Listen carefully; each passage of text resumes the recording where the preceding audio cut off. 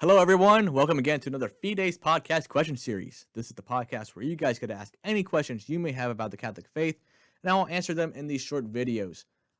These questions can come from you, the parent, but they can also come from your kids. So feel free to email me any questions you may have about the Catholic faith, and we'll answer them together in these videos. Your questions can also be anonymous. So if you wish your question to be anonymous, please just include it in your email that I would like this question to be answered anonymously. That way we can answer, that way you don't have to be ashamed or afraid to ask any questions you may have, and we can learn about the faith together. All right? Hope you enjoy. All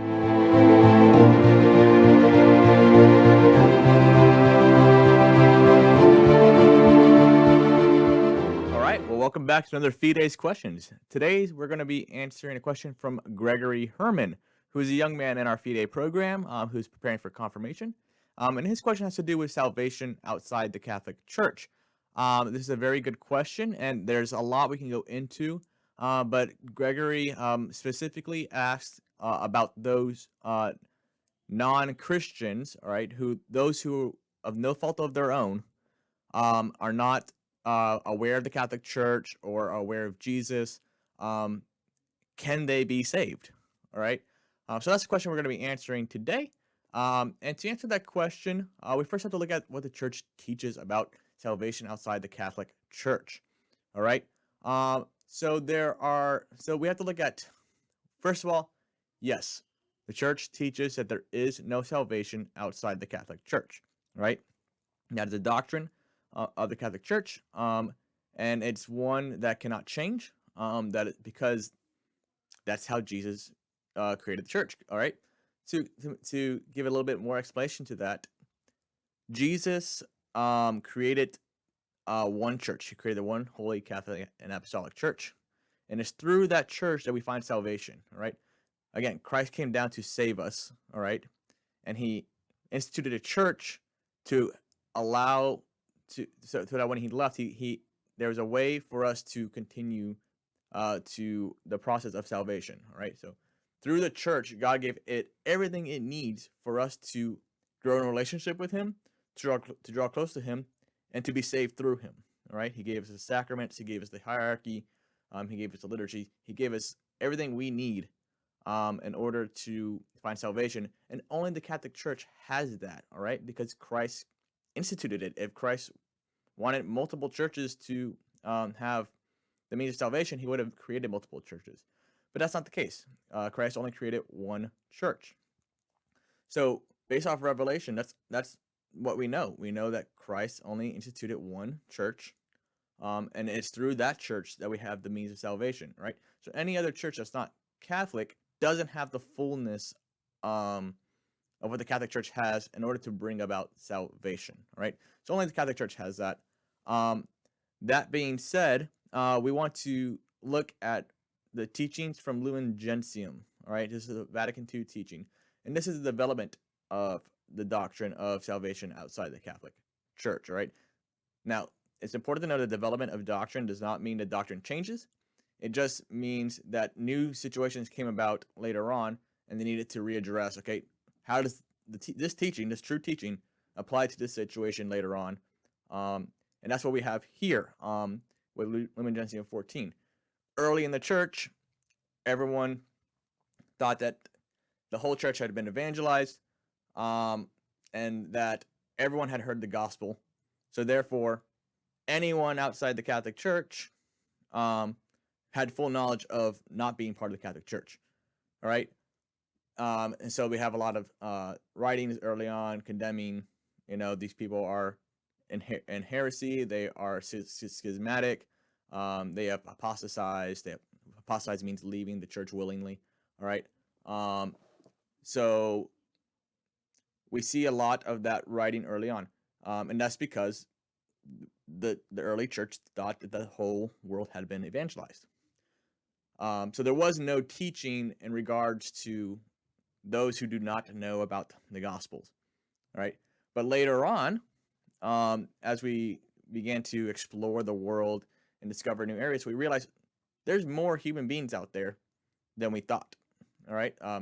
For example, Native Americans, right? When we discovered America, we found, oh, wait, here's a group of people that have not heard the gospel, and they have been generations without the gospel, and there's people who have died without knowing the gospel. Could those people be saved? This is the question the church had to answer. So Lumen Gentium answers this question, all right? And it says in a specific point that those with full knowledge, those who remain in full knowledge outside the Catholic Church will not be saved. All right, so that means two things.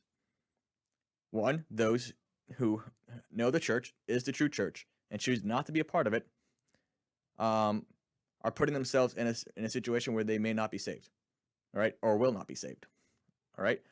But it also means that there's a possibility that some people do not have full knowledge of the Catholic Church, right? That they don't have full knowledge of Christ and who he is and the means of salvation through the church. All right, so what about those people? So the church teaches that every human being has in their heart a natural law, right? A natural law allows us to know how we ought to act based on how God created us, all right? It allows us to know right from wrong, right? And how we should act, all right? If we are acting according to natural law, then we're living according to God's will, all right? Now, we know grace comes through the church in the ordinary way. Now, this does not mean that God can't make an extraordinary circumstance to give grace outside the church, all right? But it's important to know that if God gives grace outside the church, it's because he wants to bring that person into the church, all right? So let's say a person who lives on an island, never heard of the gospel, right?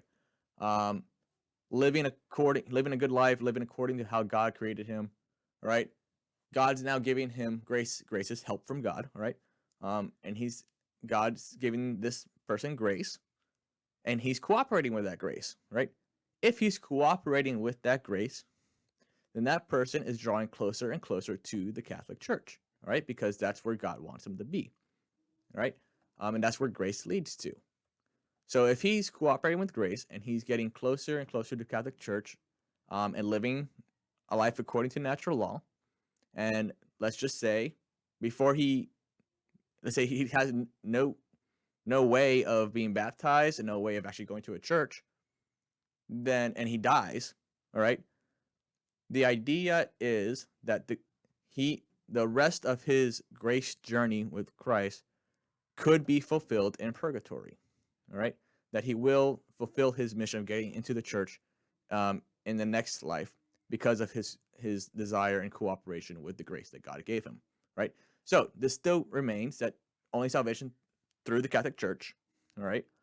But there is a way that can be fulfilled possibly in the second and in the afterlife, all right? So that's one way that someone outside the Catholic Church can be saved, all right? Outside, so let's make a distinction though. Outside the visible church, right? What we see on earth. But there is such thing as being saved in the invisible church, all right, which is the afterlife, all right? So that's one way that someone can be saved, right? As long as they're following the graces God gave them, right? They're coming back towards the church. If they have the means of salvation, then great, all right? Then they should enter the church, right? But if they die before they can actually get baptized and enter the church, then there's the possibility that God can fulfill that void, all right, of not being a part of the church in purgatory. There's another circumstance that St. Thomas Aquinas talks about, all right, and that is baptism of desire. And this is someone who is mainly also following the grace that God gave him to come to the church, but because he has no means of getting into the church, all right, or he dies before he actually gets to his baptism, right? There's a desire there to be part of the church, and God will allow that desire to provide the baptism for him, so he can enter into the church, all right? So those are two ways that salvation can occur outside the Catholic Church, and that's the wrong way of saying it because it's still in the church, right? But ways in which God can overcome the visible reality of the church and bring the person into the church in the invisible reality. All right. So those are just two ways. All right. So through grace and through baptism of desire, if they desire to be part of the church. There's another thing you have to be aware of too. That let's talk about the ignorance part. Right. The person has to be fully culpably ignorant. Right. So if the person has knowledge of the church and decides not to be a part of it, then he's culpable for that. Right. Now, having full knowledge could mean not having full knowledge could mean like he just hasn't been aware of it. But also not having full knowledge could mean that he just hasn't been convinced of it. He hasn't been taught the right way, or hasn't been told the right information that would reveal the whole truth to him. So he's not responsible for giving into something that doesn't make sense to them. He doesn't believe that you can't believe because it doesn't make sense. All right. So if he's not properly catechized, and he's not responsible for that action, and that's where also grace, baptism, and desire can also play a role. All right. Hope that answers your question, Gregory. If you have any follow-up questions, please feel free to email me. That goes to anyone who's watching. And please ask any questions. Again, as if you have any, please email them to me, and I'll answer them to the best of my ability. All right. Have a good day. God bless.